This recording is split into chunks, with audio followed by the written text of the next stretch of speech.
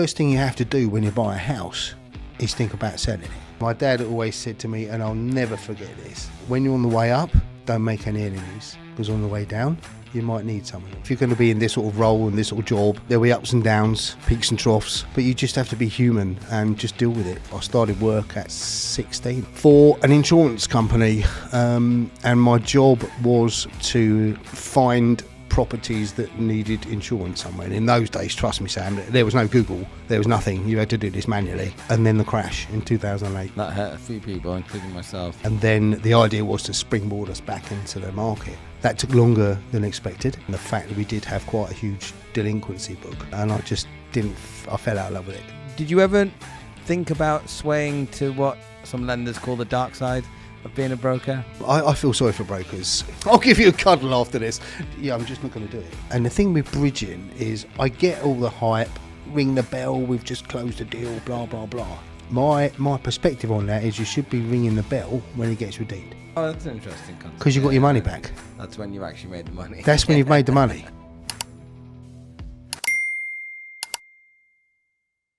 Before we get into the episode, I just wanted to say that Property People has been going for over 5 years. And I've come to know that over 71% of you still haven't hit that subscribe button. So please, I ask a small favor. If you could take a moment and hit that subscribe button, I'd be ever so grateful. And in return, I assure you that I will do everything in my power to make this podcast and YouTube channel the best it could possibly be. We'll get bigger and better guests, and we'll go more places together.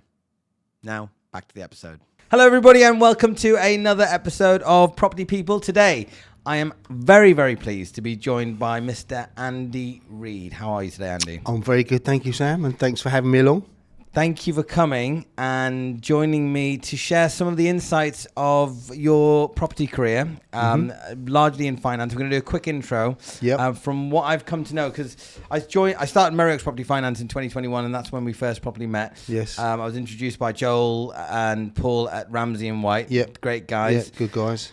And at the moment, you are a sales director at TAB. Correct. One of the UK's leading short-term lenders, delivering fast, flexible finance with a human touch. And we've worked with you as well, and it's been really, really good.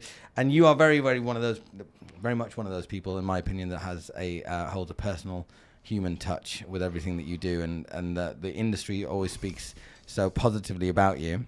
That's very nice to hear. Quite humbling, but yeah, it's just what I do. If you're going to be in this sort of role and this sort of job, there'll be ups and downs, peaks and troughs. But you just have to be human and just deal with it. Just get on with it. Absolutely. However it's going or whatever's going on. So. But you also bring a lot of experience. You've worked with GB Bank, Pivot Finance, TFG Capital, Interbay, we mentioned just before we started, and a variety of other lenders. And you've got a reputation for being the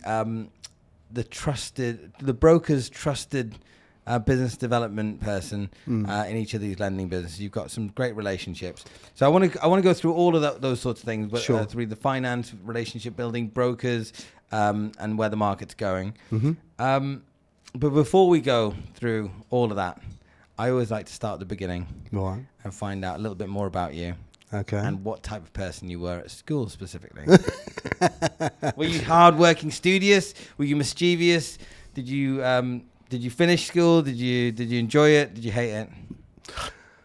It's a really good question. And nervously, I'm going to answer this. Don't be nervous. You're being natural. I was so into sport. I loved sport. I was captain of football, rugby, basketball, cricket, you name it. I was running it. The academic side, I just really wasn't very interested, if I'm being honest. In my head, I just thought, why am I doing these subjects? Because I'm not sure I'm ever going to use them in a career.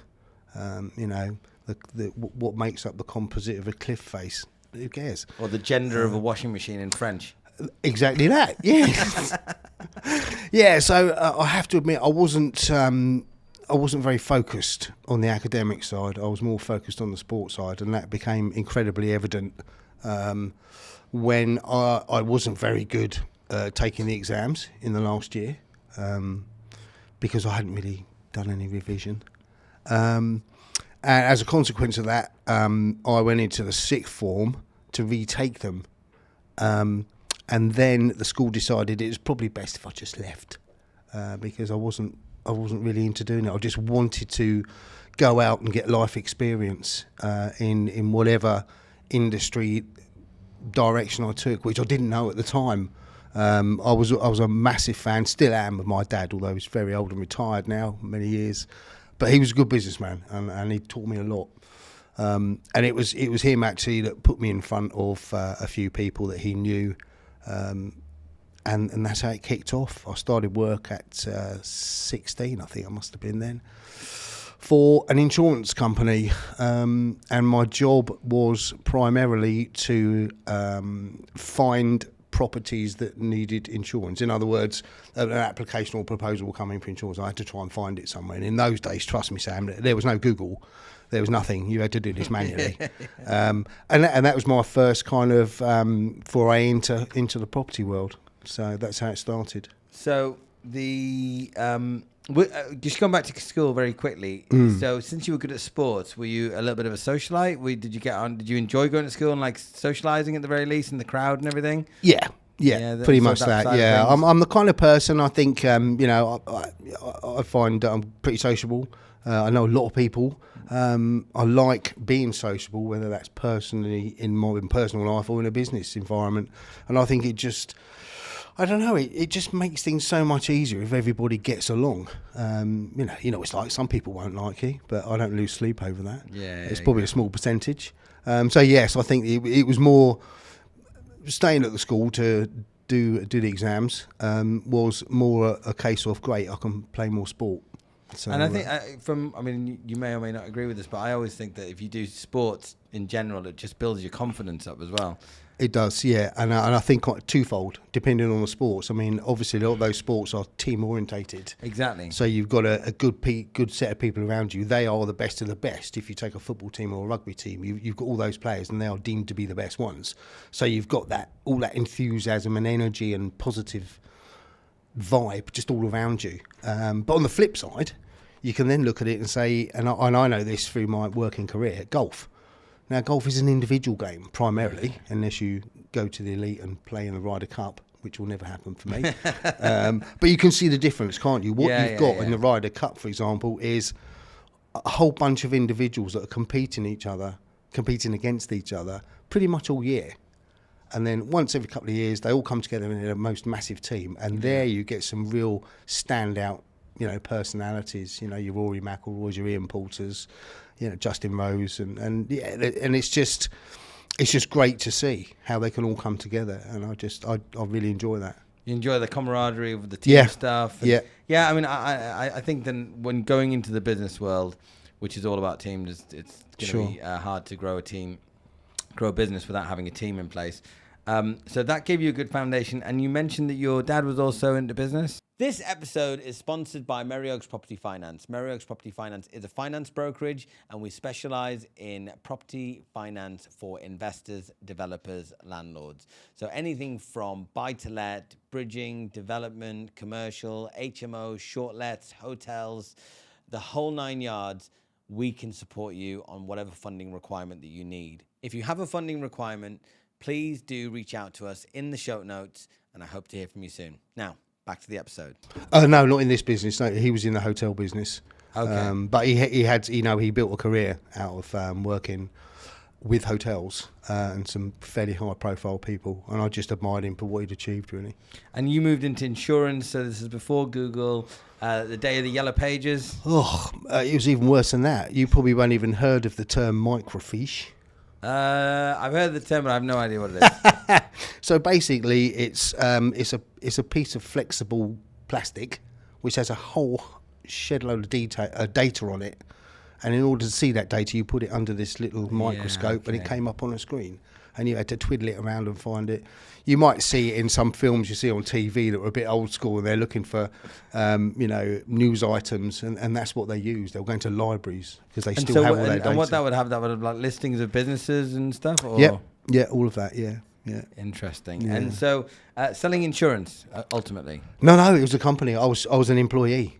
My whole job was to, if someone wanted to insure that property, they would send it in, and this was at the point where postcodes were becoming a bit of a thing. So, for example, What were becoming a thing? Postcodes. Oh, right. So, because no one knew it was a postcode, It was basically this broker was sent in this inquiry to insure this property. It needs a postcode. Right. So I literally had to use all these microfiches and look up postcodes and find that property and then put the postcode on the piece of paper, which was like just a box. It was just boxes that you had to fill in. Incredibly boring and mundane. On the flip side, I know every single postcode all around the UK. If someone says to me they're in, HX, I go, I know where that is. Yeah. Very good. Halifax, by the way. But yeah. HA? HX. HX is Halifax. Yeah. Is there a HA? Harrow. Very good. Just testing. Just testing.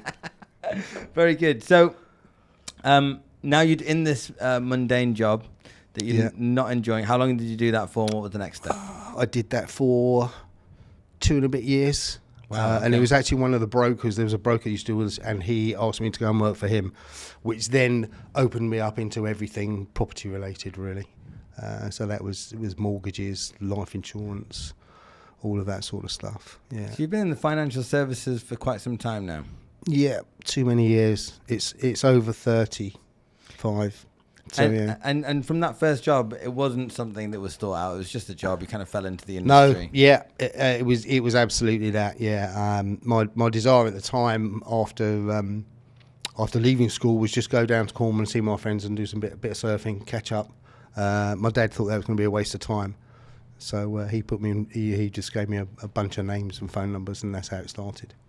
So in that next step, what was your route to being a sales director now? Because that's quite a significant leap from just being a clerk or doing the admin job. Yeah, absolutely. I was pretty young then, and I'm pretty much older now. But yes, essentially, I went through a couple of corporate businesses. I worked for a company that was owned by Sun Alliance, as it was at the time, and that involved utilising estate agencies for financial services. So we would place IFAs or mortgage brokers in those estate agencies. And then every time someone bought a house, they were wheeled in front of the financial advisor and they arranged the mortgage. And that's what we did. And we did it for a select, fairly large business at one point, and then expanded it out to independent. We then got taken out by the company, by Sun Alliance, and then that evolved into Royal Sun Alliance, and I was still on the property side.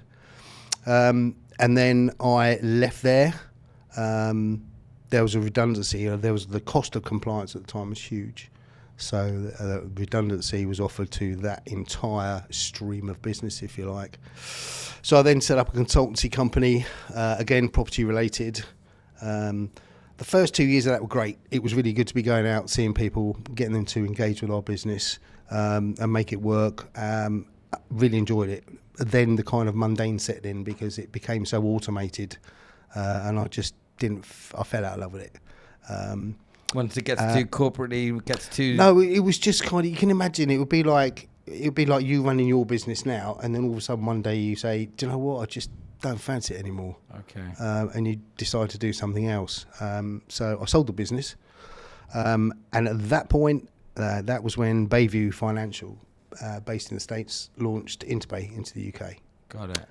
And that was my first kind of part of the journey, I suppose, going in there as a regional BDM, selling this incredible product that had come over from the States. At the time, it was designed to rival what was then called Commercial First. It's now Shawbrook, and it was great. It was really good. Loved it. Great set of people. I soon became national account manager, and then the crash in 2008. That hurt a few people, including myself. It did, yeah. And there'll be people that worked with me at Interbay, who unfortunately were all made redundant. The US pulled away from us. We were taken out by a private equity company, and then the idea was to springboard us back into the market. That took longer than expected. just because of the way the market was going and the fact that we did have quite a huge delinquency book. So myself and a few other colleagues worked for just under 4 years to bring that down, to bring that delinquency down. So it was a lot of meetings, and I guess utilising my skill set in fact finding. To just dig into the business. Where is the money coming from or not coming from? Have you got the money but you don't want to pay? Is it a case of you can't pay or you won't pay? Because we just wanted to keep them out of arrears. We didn't want to repossess. It was the wrong time. It would just ruin lives. Plus the fact it was a downturn market. You know, you're going to make a loss. Bad debt. Yeah, exactly. Yeah. So not great. So that we got that right down to a point where one savings bank then stepped in and took us out. We still traded as Interbay, but then joined the likes of Precise and Kent Reliance Building Society under that umbrella. So that was that. And then we relaunched in 2012. And in that period that 4 years where you are asset managing the book, are you still lending as well, putting out capital? No, all not at all. The lending stopped completely. But what was nice was that there's some characters, and you'll know some of them. I was still in contact with the brokers because all the time I thought it won't be long before we come back to lending. The fact that it took nearly 4 years was difficult, but I was still in touch with the brokers, knowing that when we came back, we would have to do it gradually and grow it organically. You can't just say we're back in the market and 200 brokers want to deal with you. So I was keeping in touch with some close ones. And in fact, a good friend of mine from way back, Danny Churchill, we used to write a blog about me doing all the miles around the country. It was part of his blog. It wasn't just about me. I was going to say that. But as a consequence, his business was on the panel when we first came out lending. We had 25 what we called gold key partners, and that's how we relaunched. And then it just grew exponentially from there. And did you notice, me being a broker now, I'm always curious to know the fate of brokers in that market. Did you know a lot of brokers that went to the wall because effectively there's no one lending? I did know of some, but I think most of them could survive. It was just unfortunate but realistic that they had to downsize their operation. Got it. So staff numbers decreased, and there was a lot of they've got to give up the office and work from a smaller office or even work from home. But in the main, there was still activity in the market. It's just that we weren't lending. Yeah. So when we came, so we've gone from 2008 to 2012. There were lenders still out there that were lending, but the marketplace changed. Property values were all over the place. The mortgages or the finance, was more difficult, I suppose, to transact, but they could still do business, albeit at not the levels that were previously enjoyed. And I mean, to give you an idea, Sam, the market we're in now, what prop fees are and everything else.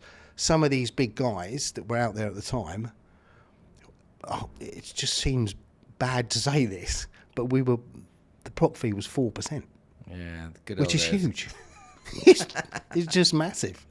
Yeah, unfortunately, depending on which side of the it depends what side. Listen, I didn't mind because I was getting the business in. That's all okay. But times change. Times change. Market gets squeezed. Competition comes in, and the consumer is king, and therefore it's gone the way it's gone. Which I'm all for being a supporter of in the grand scheme of things.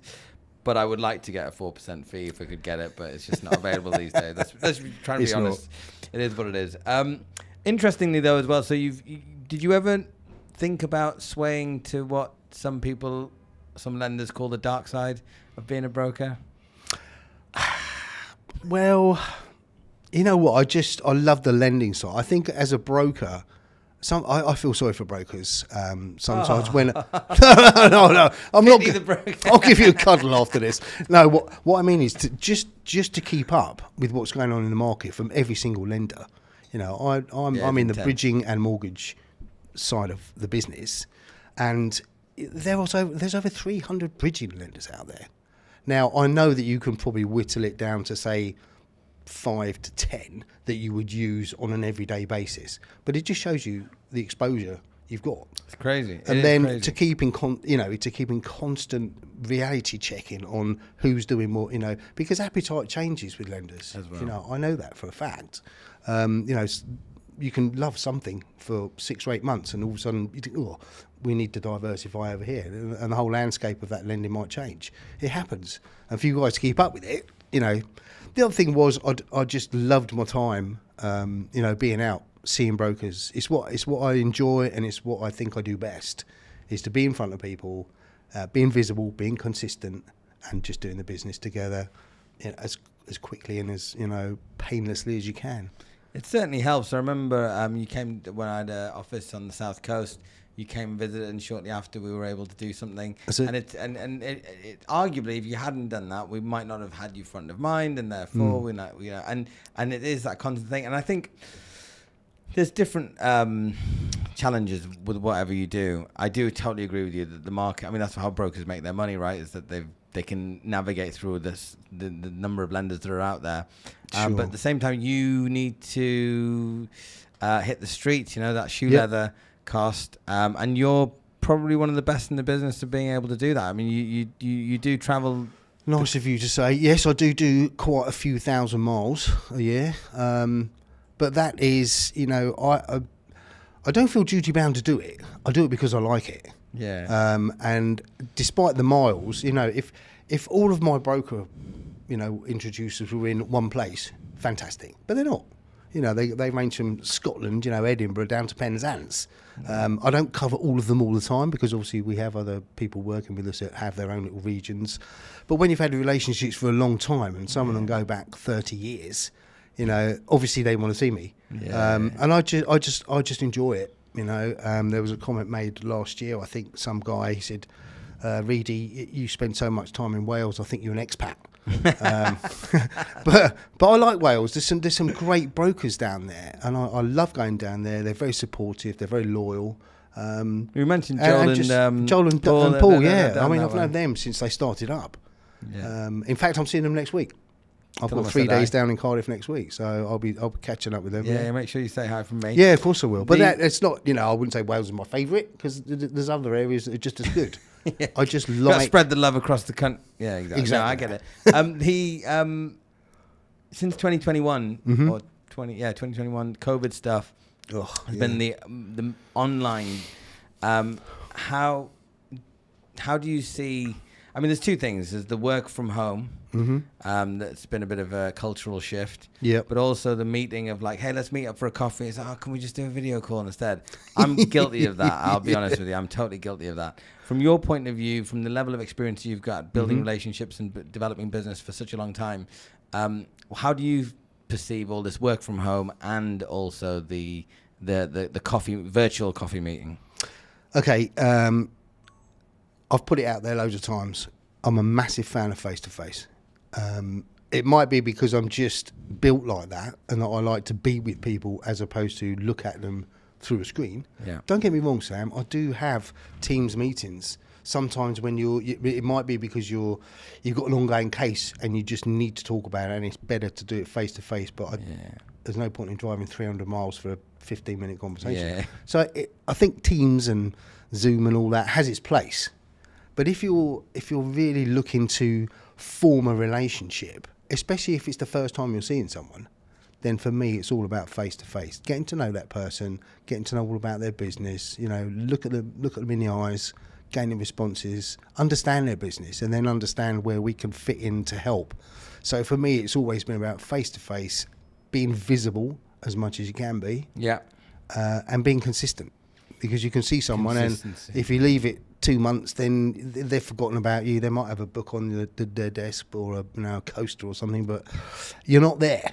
I do like desk stuff, because it's a constant reminder. But relationships, sometimes they can just be instant, and other times they take a bit more work. But for me, it's all about face to face. The working from home thing, I know during COVID, there was no choice. Of course. And I think there was a shift. You're absolutely right. There was a shift in attitude and perception of, well, actually, the business can run from home. And again, probably going back to just the way I'm built, I want everyone to be in the same place. at the same time. And I think that is more conducive to the environment you create. People enjoy going to work. I mean, at Tab, Duncan is incredible. He likes everyone to be in the office all the time. But on the flip side, we have our own restaurant and chef.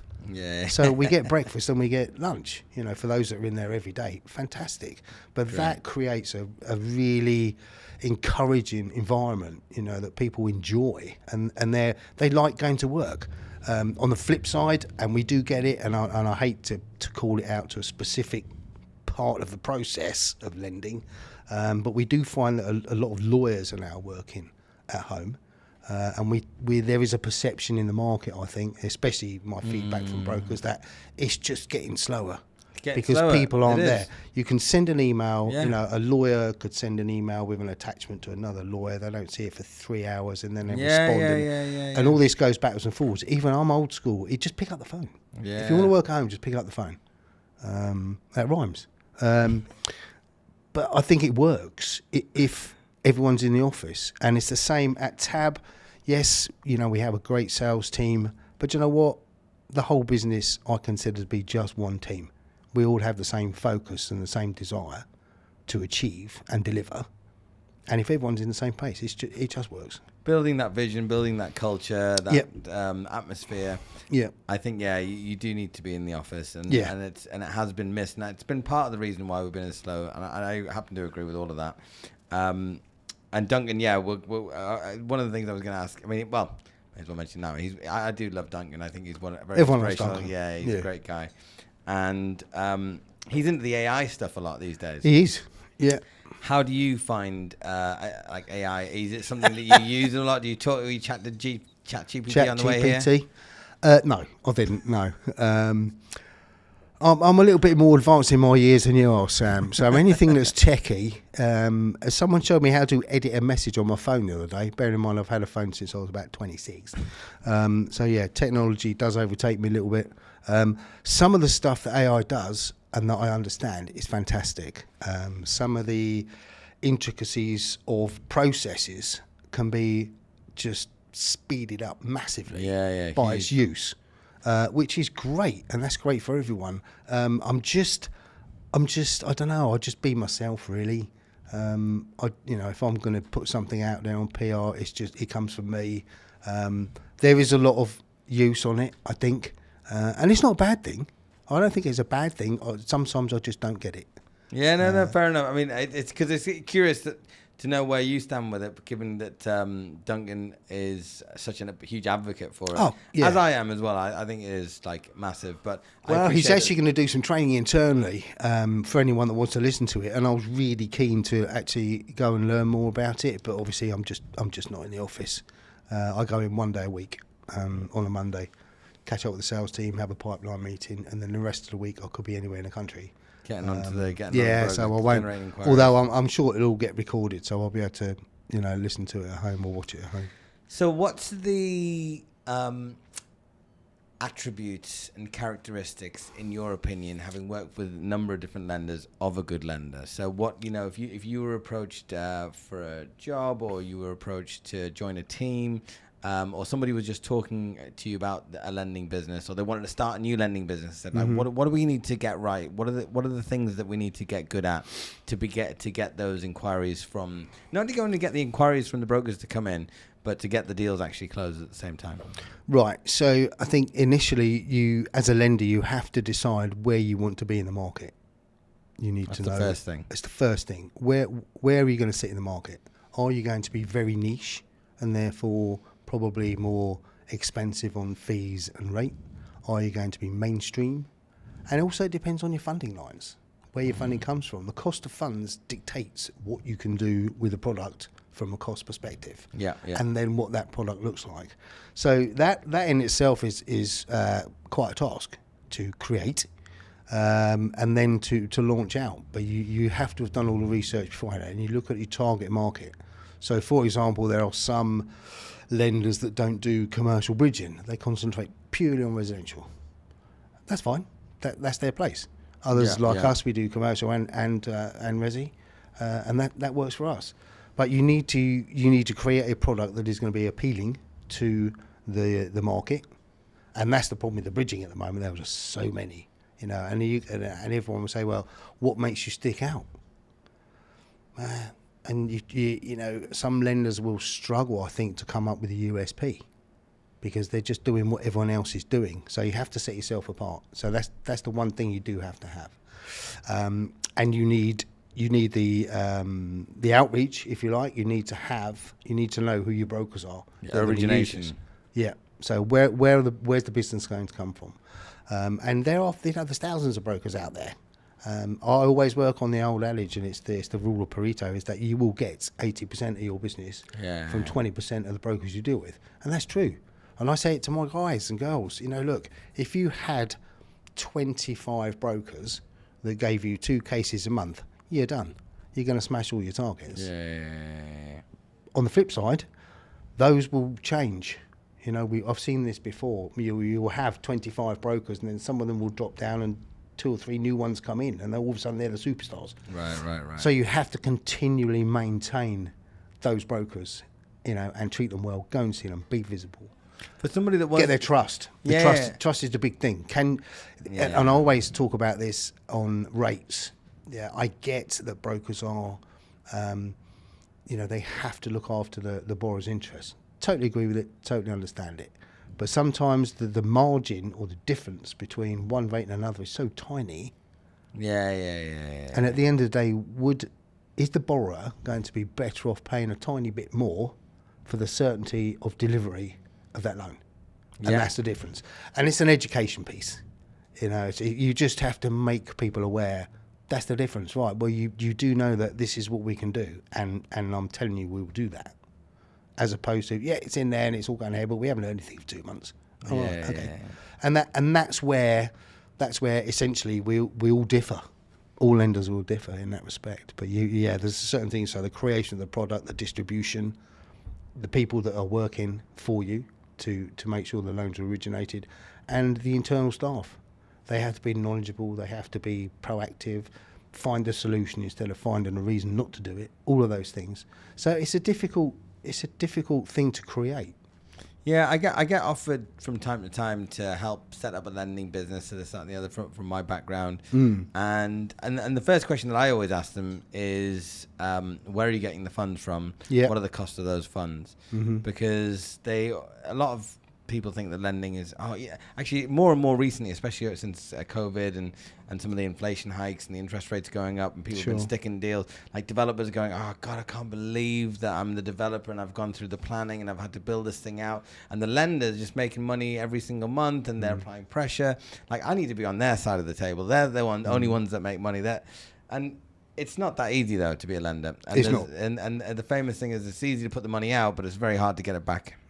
I mean, lenders, you'll probably know this anyway, Sam, but for the people that don't know, the cost of obtaining an institutional line can run into millions for the lender.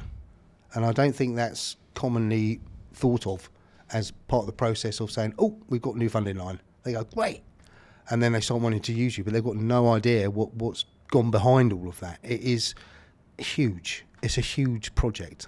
I couldn't agree more. And it is, I think it's just overlooked. I think people see that the result at the back end, but they don't know all of the work that's been done. It's like the iceberg, right? They say the tip of it. That's it. And they don't see everything else that's gone on underneath.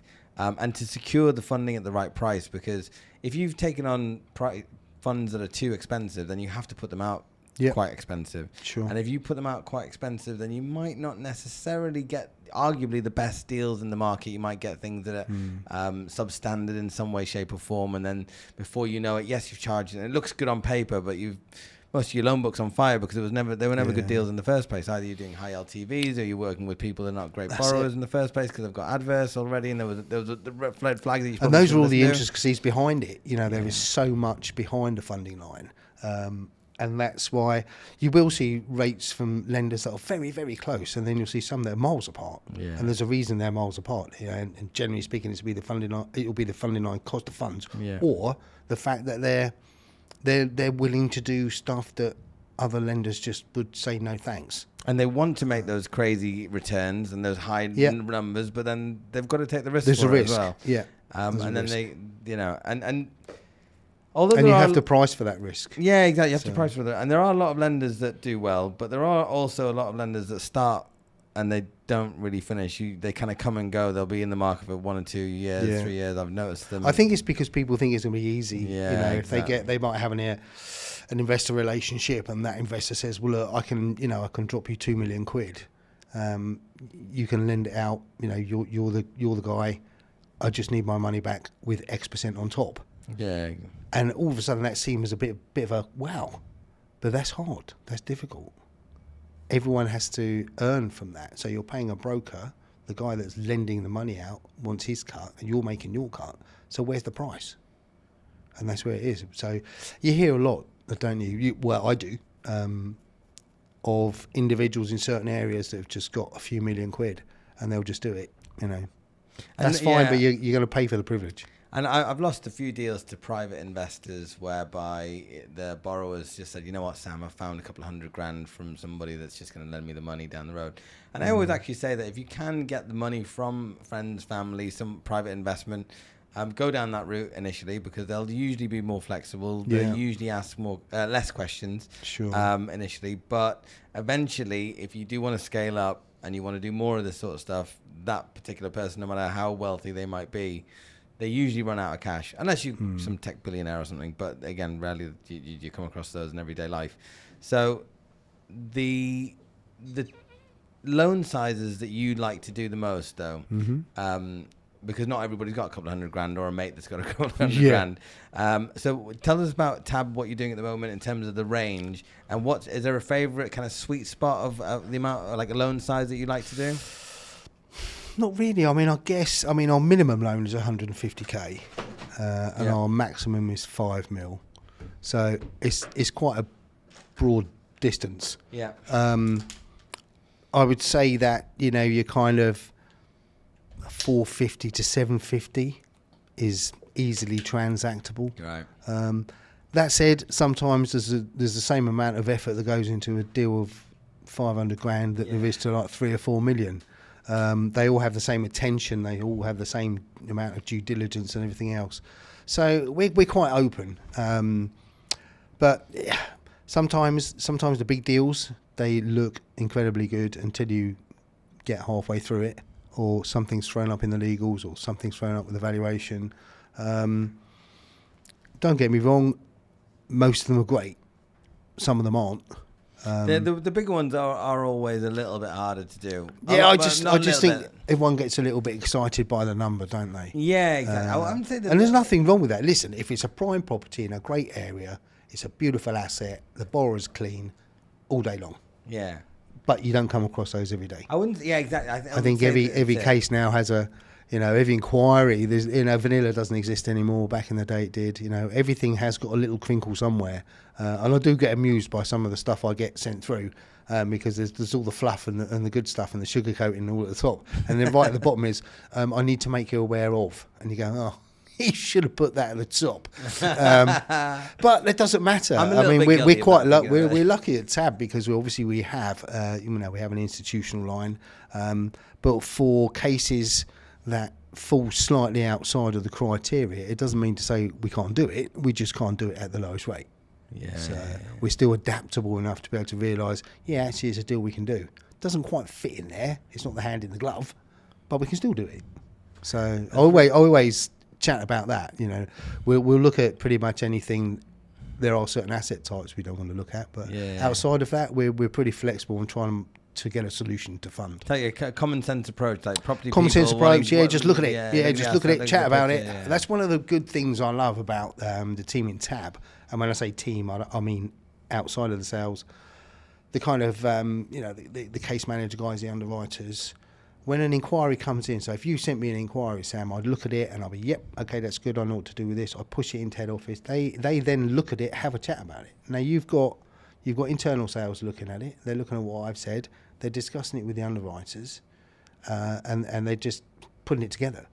Now we have banding of LTVs for the rates, but it might be something with the property, it might be something with the borrower, but we work it out, and then you get terms. Now, at that stage, agreed, it's not credit backed, but we've done enough background checks and had the chat that we like it. So our brokers that are dealing with us, they should know and be aware that if you've got the terms, it means we want to go ahead. We accept that there might be some changes in the process. Yeah. But essentially, yeah, that's the deal we want to do. And, you know, so as brokers, we always try to do as much of the DD as possible within reason.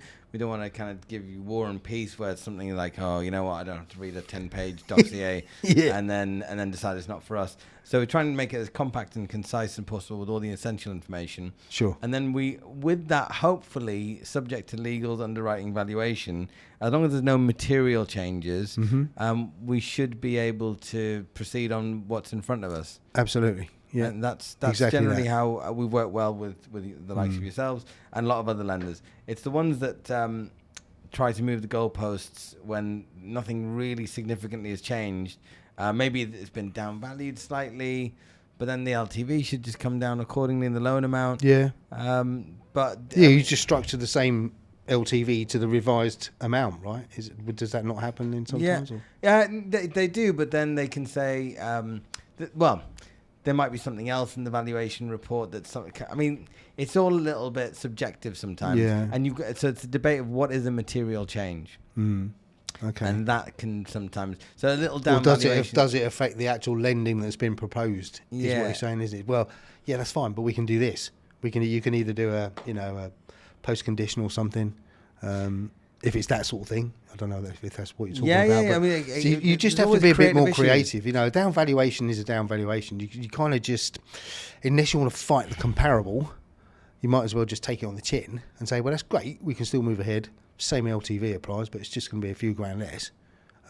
It's the moving goalpost thing that can happen from time to time. It's all about the reputation of the lender. Yeah. So the reputation takes, I think it was Warren Buffett or somebody said, takes a lifetime to build, and you can just ruin it within a few minutes. You can. And it's that consistency that you also mentioned earlier. If you can get all of that sort of thing right, you've got reasonably competitive pricing. Because a lot borrowers typically it's like, why should I pay more if I can pay less? You know, it's just a finance cost. Sure. And I get that argument as well, but I am in agreement with you that it's not the price is not the overriding factor ever. Especially if the margin is not too great. Yeah, and I see it a lot. You know, there are some instances where I may not have got, or we may not have got the inquiry turned into an application because we're just a tiny bit out on the rate.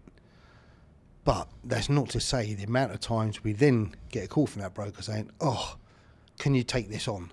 We're getting nowhere," or they want this and they want that, and we go, "Yeah, of course," and we just pick it up. It's just a shame, and again, I feel like it's an education piece that needs to be broadly put out. Is that it's not just the rate. I know the end user, the borrower, might want the cheapest rate, but as a broker, I'm not saying it's your job. That sounds really harsh, but I know someone like you would explain it and say, look, here's what I've got on the table. I've got this, this, and this. They're all different. And my advice would be, I think that one. And it will be dependent upon whether it's a speed issue, whether it's fees issue, whatever it is. But the overriding thing is delivery. Certainty. I know these guys will fund this deal. Yeah, all things being equal, in what we've submitted and what you've told me, that's what's going to happen. What you don't want is we'll get that done in 6 weeks, and 3 months down the line, you're just still reviewing the val. What about the internal dynamic within the team? So having been a lender myself, I remember there was, I head up the origination there, and I'd want to get these deals done. And of course, I don't want to do a bad deal. It's better not to do any deal than do a bad deal. But sometimes, and I'm speaking with the borrowers, I'm speaking with the brokers, I'm an investor developer myself, and I'm like, I really want to get this deal. They're good guys. It's a great bit of real estate. But there are a few little crinkles along the way that we need to iron out, we need to take a view on, which is a classic line that, well, take a view on with your money. How about not with mine? So there's always that bit where if it was your money, would you lend it? Exactly. And I think, so the dynamic, though, between the front line who bring the deal in, give it the first review, and then, let's say, the gatekeepers that make sure that nothing bad slips through the net, the underwriters typically. from where you've worked at previously, where you're at now, do you find that there's sometimes a little bit of rub, a little bit of friction or can that happen? I mean, I've been in that situation where it has happened. Yeah. And it's all amicable, it's all professional and everything, but it can be frustrating at times. And if so, how do you deal with it? Okay, so I've seen it. Yeah, there's no denying that. And sometimes the reason the underwriter doesn't want to do it is absolutely valid. Yeah. We won't always get told everything up front, whether or not the broker knows something in the background is there or not. You know, they either don't know or they haven't told us, and we find out. And you can generally gauge by the reaction when you phone them up and say, look, this is not going to go anywhere because of. And they go, oh, right, yeah, fair enough. And you go, well, you knew. If they're surprised, then you think, okay, they didn't know, it's not their fault. That it is what it is. On the flip side, you then have, and I admire, you know, BDMs that have that drive and passion and want to get cases through. They want to please their brokers and they want to deal over the line. But then they kind of, you know, you can push the envelope too far sometimes, and you have to look at the big picture. So I work for a lender. This is what we do. This is our loan book. We need to protect that loan book. That loan book gives us, you know, access to additional funds for this. And it makes the whole business great. Yeah. But if you have a lot of bad cases, that's not good. And sometimes over-enthusiasm can get in the way of, you know, a deal that really shouldn't be going anywhere. But the person introducing it doesn't want to hear that. And that can cause a little bit of friction. And it may well be that the underwriter is very well versed in his knowledge of everything that he's done for the last umpteen years, but the BDM or the broker or both don't understand that. I have seen it, and you do get it. And I think that's just, if you look at the two roles, they're entirely different. So the underwriter wants to deal with good business, get good business on the books. That keeps everybody happy. And is the right thing to do. The BDM or the broker is pushing that case because they want. So the BDM wants to, you know, make a good impression for the broker. The broker wants the deal closed for the end user. So you have all of this push that goes into the kind of underwriting side of it. Yeah. And at some point, the rope snaps because you know what's going on over here in underwriting is not what sales want, and vice versa. So you just have to be realistic about it, you know. And I joked earlier about saying, well, if it was your money, would you lend it? That's, you know, that's always one. And it's, you just have to, you know, common sense lending. Do we really want to take this on? Is there a risk? And always, it's a bit like when you buy a house, isn't it? Let's say you go out and you're buying another investment property, Sam, and I've seen all your stuff about it, and I love it. The first thing you have to do when you buy a house is think about selling it. And who's going to buy it? What's the exit when the time comes? So, because you may improve it and you make it much more attractive. But at the end of the day, you are going to sell that property at some point. So you need to make sure that whoever's buying it hasn't got the same concerns you have when you're buying it. Same thing with underwriting and sales. Yeah, it's the same thing. Are we comfortable taking this on? And even if it's a marginal yes, are we still going to be worried about our exit? Yeah. And the thing with bridging is I get all the hype, ring the bell, we've just closed a deal, blah, blah, blah. My perspective on that is you should be ringing the bell when it gets redeemed. Yeah. Oh, that's an interesting concept. Because you got your money back. That's when you actually made the money. That's when you've made the money. You've been making it, but you need it closed back. Yeah. And that's just my perception. Don't get me wrong. I think it's people it's great when people say, "Oh, I've just done this deal and I've done that." Oh, that's great. It's really good. Blah blah blah blah. As long as you've got an exit. Yeah.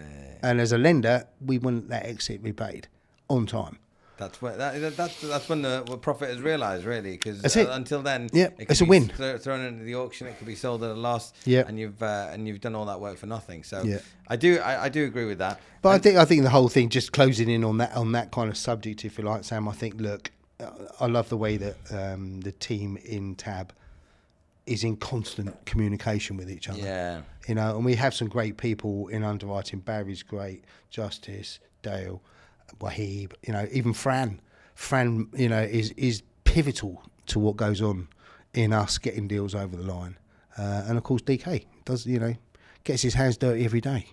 So I think it's when very when you've got important. the CEO leading from the top and everyone is enthused by that and motivated by it and they want to get the deal across, they also learn that actually some deals we can't do. Which is always going to be the way as well, Yeah. and everyone's got to be prepared for that. Sure. One of the things that frustrates me with some lenders, certainly not Tab, but some other lenders that are larger or growing, is whereby the BDM is relatively new and that doesn't know the product effectively. Right. So you send everything over, and then you get the slow, painful no, which is basically like 3-4 weeks, and then they say, actually, we can't do this. And why? Because of something that was in the original memo that we sent out. So it's like, oh, well, Well, yeah. So they haven't read it. you know, so they're growing. It's painful. We're also giving somebody that doesn't really know the product very well. Yeah. So I've since then I've insisted, like, please don't give me anybody that's not very experienced. Yeah. Not in the industry per se, but just in that company that knows what your policies are. Sure.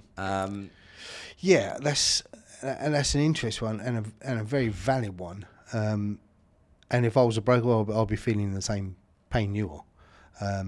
I think essentially, if you've got a BDM coming out to see you, they should be fully up to speed on the product or products and all the intricacies that surround that and all the quirks and the asset types you like, dislike. Can we help you? There should be that kind of, yeah, I think we can do this. Now, there's nothing wrong with saying to you, I'm not really sure, but I'll find out. I think you prefer that than, yeah, we can do it, get it in. Because if you're not sure, don't get it in. I don't believe in wasting internal people's time in dissecting a deal and trying to underwrite it if it's not something that the lender's looking to do. So I think essentially the BDM needs to, even if they're new to the industry, they might be super great at, you know, life skills and everything else. Yeah. But they need to know the product backwards and they need to know it inside out. Stuff. And the two things, so we have SLAs on turnaround inquiries, Sam, and essentially if it is to us straightforward, it might not seem straightforward to anyone else, but if we look at it and go, yeah, this is pretty straightforward, you should get terms the same day. Yeah, if we have to come back and ask you more questions, we'll ask you those questions the same day. You've been very good on the flip side. Yeah, on the flip side, if we don't want it, we'll let you know straight away. There's no, you know, a quick no is so much more conducive than a very long maybe and then a no. It doesn't work. When I say about relationships and they're built on trust and transparency and how everyone gets on with each other, and that goes back to what you said earlier on about relationships, they can take a lifetime to build and 5 minutes to ruin. Exactly. That is absolutely bang on. And I've seen that. You know, I've had some brokers say to me, I'm never using X again because of this. And I'm like, geez, I thought you got on really well. Yeah, we did. We used to be the biggest introducer, but this happened. And I'm like, wow. And touch wood, I've never been in that position, thankfully. But it all goes back to how you portray yourself as a person, as a leader in that business, and how the lender performs. And you have to pull all of that together, and then it works. I would like to see more lenders do, especially with the ones that are larger and they're growing, invest a little bit more time in training. So I mean, or at least BDMs, take it upon yourself to learn the technical stuff as well. Sure. Because one of the great things is every time I brought a case to you, you really get a good grasp of all the technical sides of it, how an underwriter is going to look at it. You're not going to be the underwriter. You're not going to look under the bonnet. You're going to look at the detail, but you can hold a conversation, understand all the we'll always do complexities. that. Yeah, we'll always do that. I think that's some BDMs don't. I mean, maybe it's age. Some of them actually. This is what might make it. It's not even the age. It's not that they're young. It's that they don't have an interest, or they're not told to take an interest. They say, just go and generate the inquiry, and then pass it on. But I think, in my opinion, that the ones that take an interest in the technical side of things, that can do an element of underwriting and understand it a little bit more, are able to send out better terms. Because I think based on our email, they'll just send out terms based on the numbers that we send them, and then we're like, great. And then we send it to the client, and they're like, great. And then it's like, oh, but we can't do it because this and this that was already in the original and it was email. already in the original email. So that's just a big frustration that I've No, got. I think you're actually right. This. Yeah. There might be some that are, and maybe they'll take it on board. But I don't think, you know, I don't think you ever stop learning, Sam. I got a valuer firm to come in and sit down with our underwriters and our sales team a few months back. And it wasn't because we don't understand the process or we don't understand why the valuation is required and everything else. It was more surrounding red flags, why some things are highlighted, why some things aren't. And then one of the things that came out of it was we actually learnt how they calculate the square footage for market rent and passing. It was just an eye opener, but it was an education piece. So the sales team kind of thought, "Wow, I didn't know that's why you did it on that valuation basis, on that method."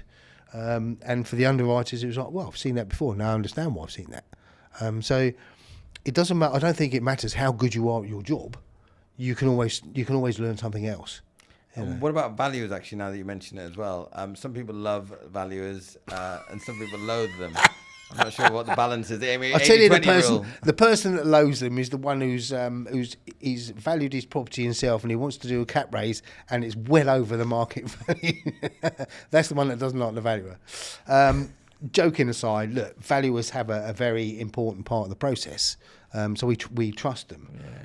As a business at TAB, we use VAS and we use method, and we also, because some of us have been around a long time, we've created relationships with valuers, and they may well be on either VAS or method or both.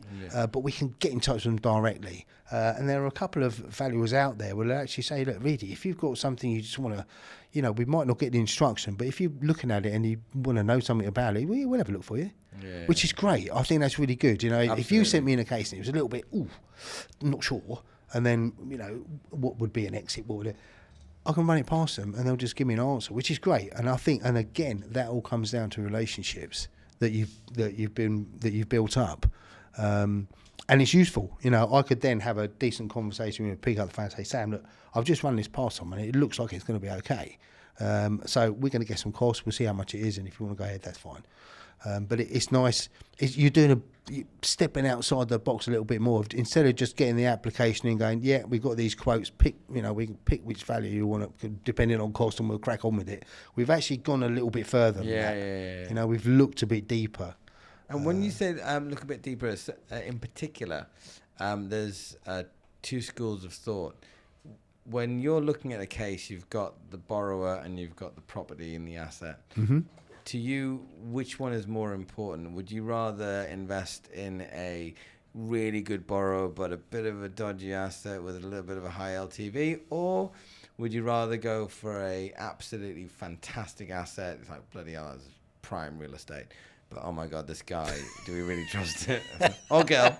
You put me right on the spot there, didn't you? Which one? I mean, from an underwriting point, because it's always easy to put the money out, to get it back in on balance. That's the task. Yeah, exactly. It's like I said to you, getting me paid on it is the key part.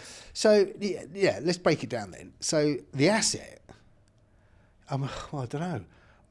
Let's say we're pushing out the money. Is it the asset? Is it the borrower? Is it a mix of both?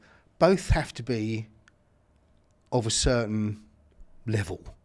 Yeah, the standard. But essentially, in my head, I'm going to go with the asset because that's what we're lending the money on. We're not lending the money on the borrower. We're lending it on the asset, and it's the sale or refi or redevelopment of that asset that gets us repaid. So the asset is absolutely key. You can have an investor who is very experienced, very good, he's got a decent portfolio, but he's buying what we would deem to be not ideal for us. Yeah. Yet his vision is fantastic. And I get that. But we don't want it. Yeah. Because especially, I think when it comes to bridging, is the asset is the thing that's going to get you the money back, not because that's you it. need to. I mean, the guy, the borrower, he may be experienced, he may not be experienced, but it's the asset that we're going to get repaid on. We're not, although I'm in danger of contradicting myself here because the borrower is still intricately connected with that deal because true. We've technically lent him the money for that unit. So we do need him to be of a standing of sorts. You can imagine that we get inquiries about all sorts of people, whether they're rich, famous, or in between, or just criminal. And that's that's reality, right? That's exactly. reality. And you just have to work out the mix. Sometimes we just don't like the property, and we'll say, look, you look like a great borrower, you got a good portfolio, but we're just not going to do that. Sometimes it's the other way around. I could say to you, Sam, thanks for introducing the deal. Absolutely A1 asset. What are you dealing with this guy for? And I think it's the whole picture, and it's probably case by case. And to be fair, when it comes to the borrower, it will only be because of one of a small number of things. It's either going to be that their credit file is absolutely shot to bits, and there's no real reason for how it got that bad, or there's a complete lack of understanding about how we see the deal and how they see the deal. Or there's a reputational risk. Got it. And that's it. It's never going to be anything huge. The credit thing could be it, or maybe we feel he's overexposed, or he's in danger, or is he going to get himself in trouble by doing this because he's cap raising to do something else to pay off other debts? That type of scenario. But again, we're still common sense based. Can we take a risk on things sometimes? Yeah, of course. Will we turn stuff down? Definitely. I mean, you've done the amount of lending that you've done over the years. There's a lot of case studies, a lot of experience to know, to be able to probably smell bullshit when it's on its way, and what's a fair risk to take. And I think definitely I think lending is one of those things. The more and more you do of it, the easier it is to become a little bit more intuitive as to what will and won't work. Yes. Yeah, and I can, sometimes you'll hear me say, or my broker pals will hear me say, it would either be my gut reaction is, or experience tells me, and it'll be one of those.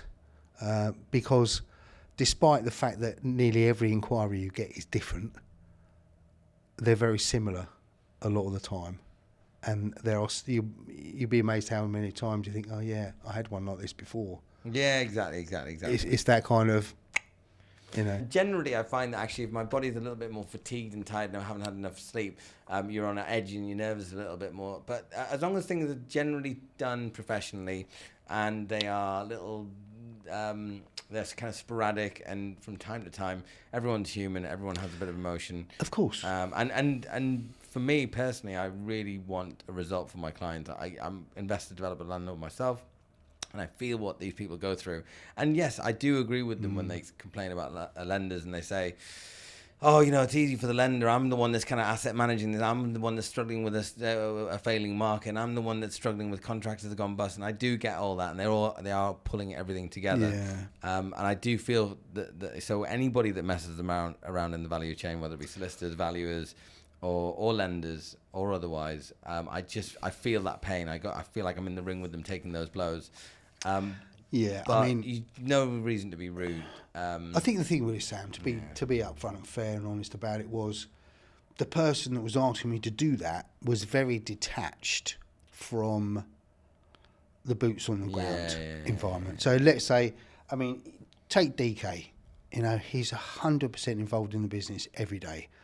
Not all CEOs are like him, so they sit in a glass box looking at stats all day. And it's there that they can create opinions and tell you it's good or bad or indifferent. And that was the kind of scenario it was. And I'm like, where are you getting that from? Which is why I disagreed. And because I disagreed, I went, no, I'm not doing it. If you want to phone them up, you do it. Yeah, it's no, fine. fair play. And I think, to be fair, at that time, that person that would have been on the receiving end of that would have probably just come back to me straight away and said, what on earth is going on? And can you sort it out? And of course, yes, I can.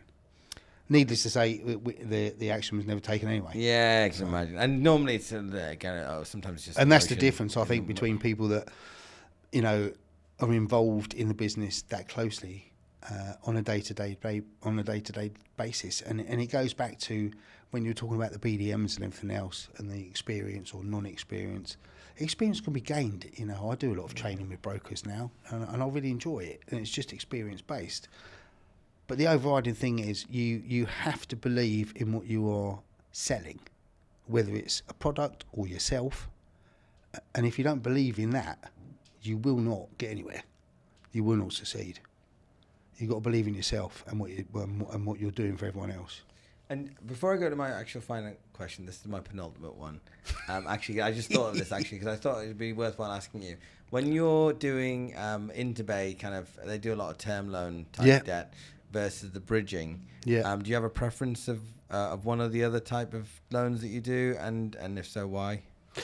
No, I think typically the difference between bridging and term is you could say that an asset could have either. Sometimes the circumstances of that acquisition or requirement dictate which product it's going to be. For example, someone's going to buy a semicom unit or a resi unit at an auction, it's got to be a bridge. Yeah. That said, the process at TAB is that we can process a mortgage in the same time frame as a bridge, but it's not always going to work straight away because obviously the mortgage has to be serviced monthly. Yeah. And if that is something that they're purchasing and it's going to be refurbed, and then you've got these bunch of tenants going in and ASTs on above it, that takes time to get into place. So we have no real preference. We're very good at doing both, and I'm not fussed. It might be that let me try and give you another example. So Mr. Jones is running his own business, and he's been renting in the property for, I don't know, a year, and now he's been given the option to buy it. Now, he's only got 1 year's accounts, when traditionally you're going to need 2. Again, we can apply a common sense ruling and say, okay, well, let's have a look at it and see, although there's no guarantee that projection is going to, combat the affordability issue. Yeah. So it might be a case that we start off, we say, look, we get it, and you've got a good little business there, and you won't be paying the rent because you'll be paying the mortgage, so we factor that back into the accounts. It's like an add back. But let's bridge it for a year, and let's see another 6 months. Let's see where your accounts are 6 months in. So now you've got 18 months. And if it looks good, we'll just product switch internally and take it from the bridge to the mortgage. Other stuff is a dead cert. Other stuff is just, it's a mortgage all day long. And that gives us the longevity. It's a 5-year term, it's interest only, you can pay down 10% without a penalty, blah, blah. But if they've got the accounts and it's a good business and it all works, straight into mortgage. No point in using a bridge. No point. I love the fact that you just see all these as tools and solutions to problems rather than kind of like, I prefer doing this. It's like it all works. It just depends on what the scenario is. Give me a problem, I'll give you a solution. Exactly that, Sam. And it's all about the right solution for the borrower. The borrower is ultimately the one that is going to have to work with it. But we have to make sure that they understand why we're doing it. They may have come in with a preconceived idea. Just get a mortgage. Yeah, that's fine. So it's not your house, it's a business, and the business has to perform for you to be able to actually pay for that on a monthly basis. So we just, we massage it and we work at it and we just come up with a solution. You're obviously a very successful person in the property industry. Thank you. Is called Property People. Yeah. For those out there that want to be successful in property, what sort of characteristic traits do they need to have to do as much as you've done? Wow. It's probably not an exhaustive list, is it? I think you have to be a people person. You have to like people. Yeah. If you don't like people, don't come into this, because you have to deal with so many different people. Absolutely. And they will all be of different ages and experiences and knowledge. You look at a transaction now. Let's say you're the borrower, so there's you, and then behind that you've got your family who you're supporting, and then you've got you're buying from an estate agent, so you've got a couple of lads in there dealing with it, and then you've got a lawyer and the team behind them. You then have the valuer, and then you have the lender, which comprises the BDM, probably maybe at some point the sales director knows you, underwriting, risk, credit, seller, vendor, and his solicitor. I mean, 25 people in one transaction? So if you don't like people... If you don't like people, because, if you're in my position, for example, I'm dealing with those people all day long. Yeah, I talk to the valuers. Yeah, I talk to the lawyers. I talk to the internal team. It's all what makes everything work in the process to get the deal funded. And sometimes it might take a little bit longer because you've got a few hurdles to overcome. But they're hurdles that you can come over. You can jump over those as long as you've got the right solution. it's when you can't get over the hurdle. That's when it comes a little bit more difficult. So I think you have to have people skills, you have to have knowledge, and the knowledge you have to gain. I mean, like I said to you earlier, I think we all still learn something new every day or every week. Every day is a school day. Every day is a school day.